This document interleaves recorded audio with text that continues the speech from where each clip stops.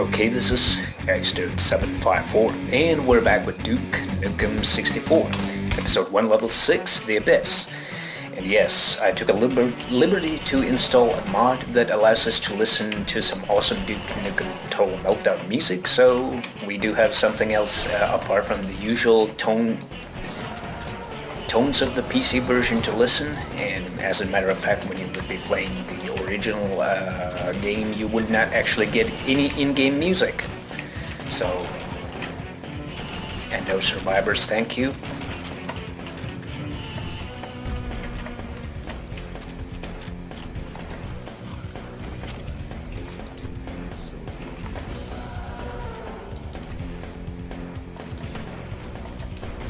Whoa.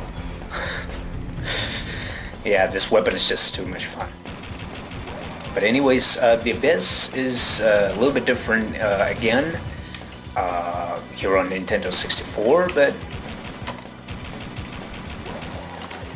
we will find out a little bit more about that a little bit later on. Because, yeah, you will actually see that later on.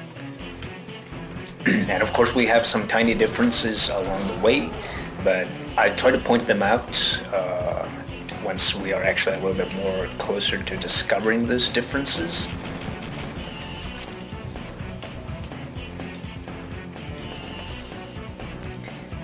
And I try to be very specific about when I'm dealing with this canyon area, because I did some practice runs of the Abyss and I kept missing like some monsters, like on a very regular basis.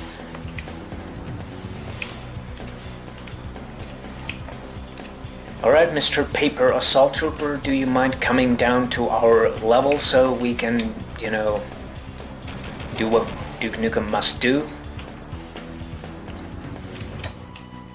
But yeah, I try to be a little bit more careful this time around, and previously I killed myself with a grenade launcher. in this one, so I got a little bit excited about having that weapon and stuff. And what? It's so friggin' dark. Can't see a damn thing in here.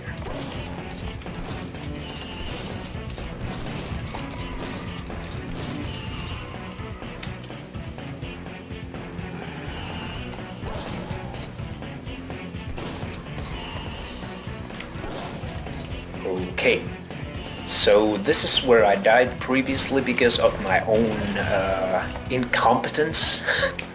Or actually it was a little bit more of like, you know, having fun with explosives, and that ended up in tears. Because I know that there should be an assault trooper. What? And now all of a sudden he's not here. So that is the one assault trooper that I kept missing. Damn it. I probably have to go back.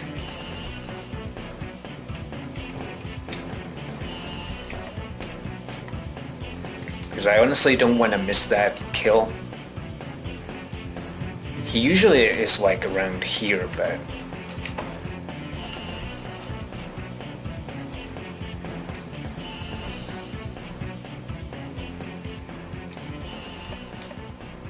Well, whatever, dude. I hope he shows up at some point. But in the meanwhile, I think it is safe for us to continue. And this time we get a little bit more of a family-friendly statement from Duke instead of holy S.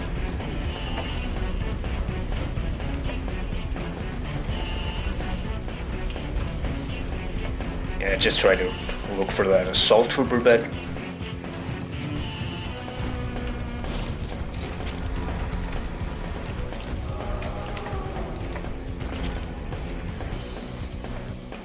And this is where our goggles come really handy.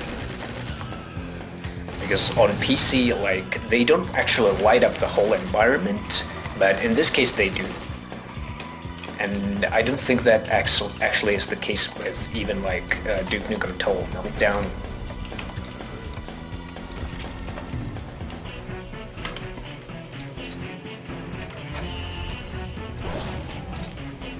And this time this Octobrain appears to be on a different side compared to the PC version. But yeah, let's go inside the temple.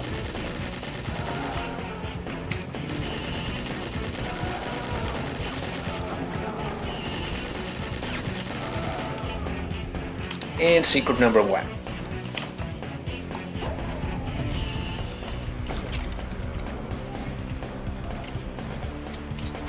But of course it's much better that we have like some Duke Nukem Total Meltdown music to go on here with, so... And this is a little bit of a John Romero-ish double secret.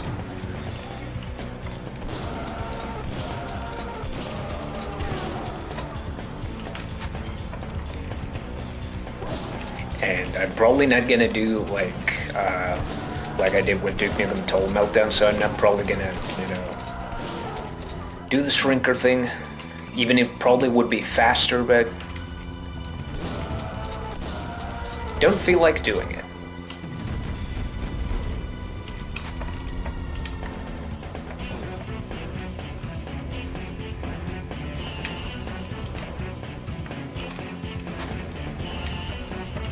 Right, I think... Oh yeah, there are those night vision goggles. I want to have them.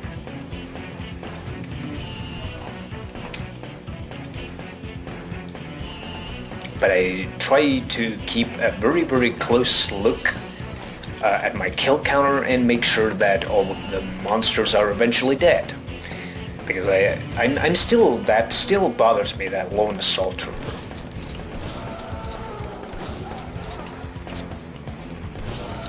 But yeah, this area has like some differences.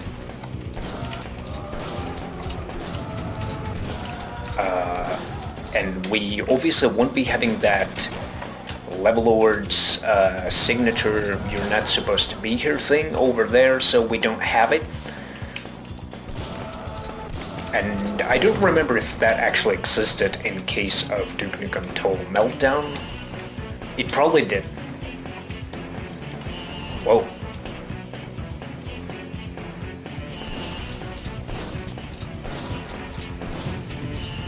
And by the way, we also get a new weapon in this map. Or from this map. Which would be one of the greatest weapons in this game. Or at least certainly one of the coolest weapons. But we gotta save the ladies too.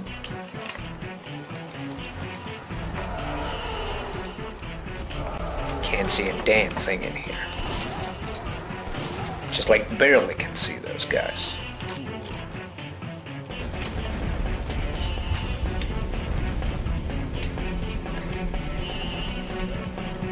Yeah. And also we have a little bit more of a family-friendly statement this time around, and no SUYT message by Battlelord, which is his signature message that he leaves in all of his maps. But I think the Abyss is the only case where that particular message can actually be seen from other sources than the auto map.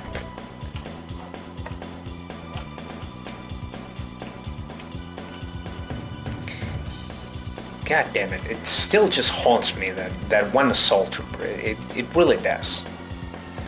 I don't know. Maybe I'm just being, paranoid right now, but...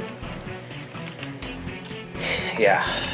Let's go and, go with the flow and see what this map has to offer. And this sector is not actually water for whatever reason, because usually it is water, so you actually take fall damage from this. So it's really weird.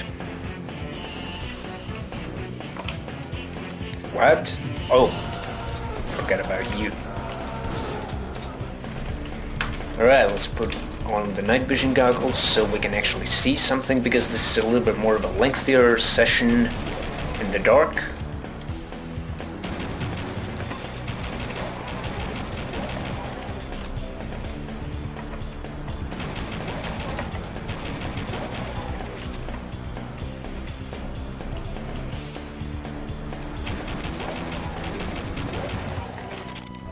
That's nice. And there's that new weapon I was talking about.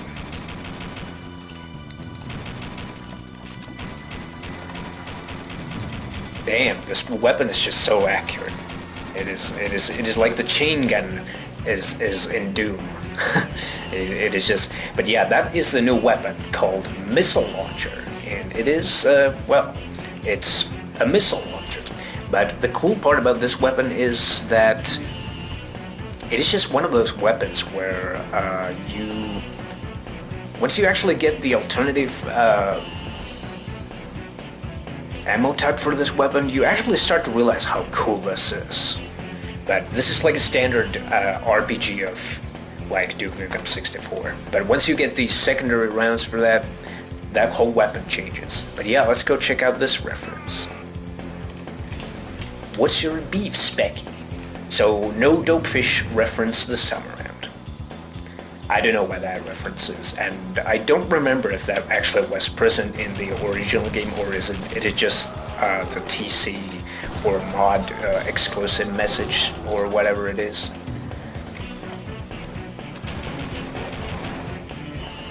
Alright, so we got 4 assault troopers.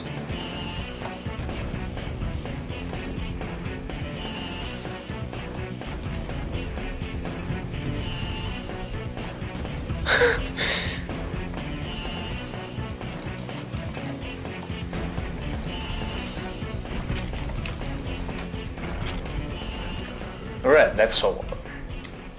Maybe? Because there was one on this side and then there were 2 behind me. So I think that's all of them.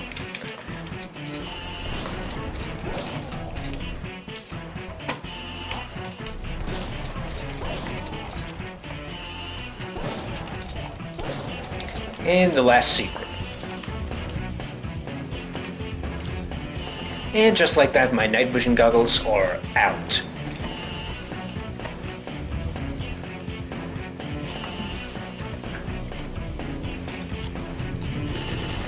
So it looks like I got all the kills this time around, so that one assault trooper won't be bothering me anymore. And this is where the most interesting difference of this level comes to reality. Let's go down.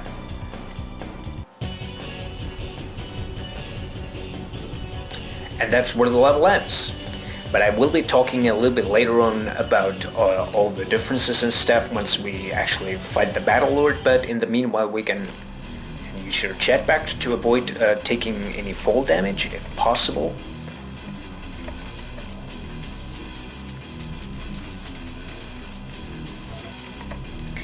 And of course it's the same thing in any of the other versions, just run around and these sectors will be raised and you get to gather some final minute goodies before fighting the Battlelord. And this time it's not a slide door, it is just a standard open up door. And as mentioned, no slide doors in this game. But what I like doing usually is that I take my jetpack and then I go to the left and get all of these things. And then we're gonna get our dum-dums and we are ready to proceed with the boss fight. Duke has actually a one-liner this time around when we actually meet the Battlelord, so I'm gonna be not... Oh, and there it was. So basically he said, who's your plastic surgeon? Oh my god, that was so close. That was actually scary. Holy moly. That was... Oh, Jesus. Well, I don't bother reading these because they're so fast you can't read them. But yeah, and this version we don't have the cutscenes. We do have these kind of like photos with text and blah blah blah, slideshow things. And that's like the ending of Battlelord / The Abyss. But we had only like trivial differences in this one. Most of the differences were kind of like, I would say, more on the trivial side again. such as those Battlelord signature messages were removed, and of course there were like some censorship things again, like most of the one-liners, or actually there are 2 cases of holy ass in the PC version, but this time they were replaced by holy cow. So tiny differences like that, and of course the most important difference in this map is the fact that it has been separated into 2 maps. And the only reason I can think of why they might have done that is because there is no option to do a mid-level save in case of Duke Nukem 64, the original game. So they probably thought that, okay, yeah, once you actually get to the Battlelord and if you die, maybe it might be just too much for the player to come, too much of a burden to do the whole level all over again and stuff like that. So, or I don't know, could there have been any other technical differences or whatever, or technical reasons why what might have led to that decision ultimately? We don't know. But in any case, that's where episode 1 comes to an end. So next time we're going to be moving on to the episode of the second episode of the game, Lunar Apocalypse. So we get to, see some new enemies, see some new weapons once again, and some pretty awesome weapons, to be honest. And yeah, but I think that's really everything. So that's how we finish the first episode. So yeah, we're gonna move on to Spaceport. So, but yeah, I think that's really everything. So I hope you have enjoyed this. So yeah, thanks for watching and see you around.